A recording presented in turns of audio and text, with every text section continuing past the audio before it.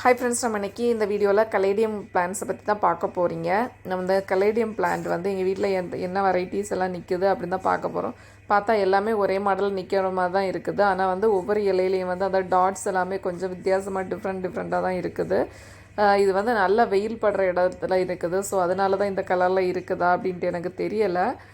So இது ஃபுல்லும் care பண்ணுறது நான் கிடையாது, எங்கள் மாமா தான் இதெல்லாம் அவர் வந்து மெயின்டைன் பண்ணிகிட்ருக்கிறாரு. இந்த கலேடியம் பிளான்ட்ஸ் எல்லாமே கலெக்ஷன்ஸும் அவர் தான் எங்கே போனாலும் இந்த பிளான்ட்ஸை கொண்டு வந்து நட்டுட்ருக்குறாங்க.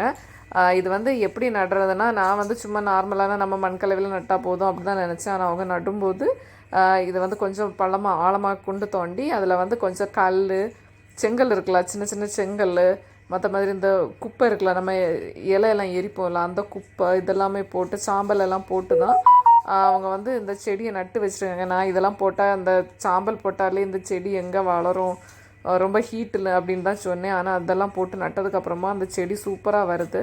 நாங்கள் நடும்போது அதில் ஒரு இலை தான் வந்திருந்தோம். ஆனால் இந்த மாதிரிப்பட்ட மண்கலவையில் அவர் நடும்போது நிறைய இலை வந்து சூப்பராக வந்திருக்கு.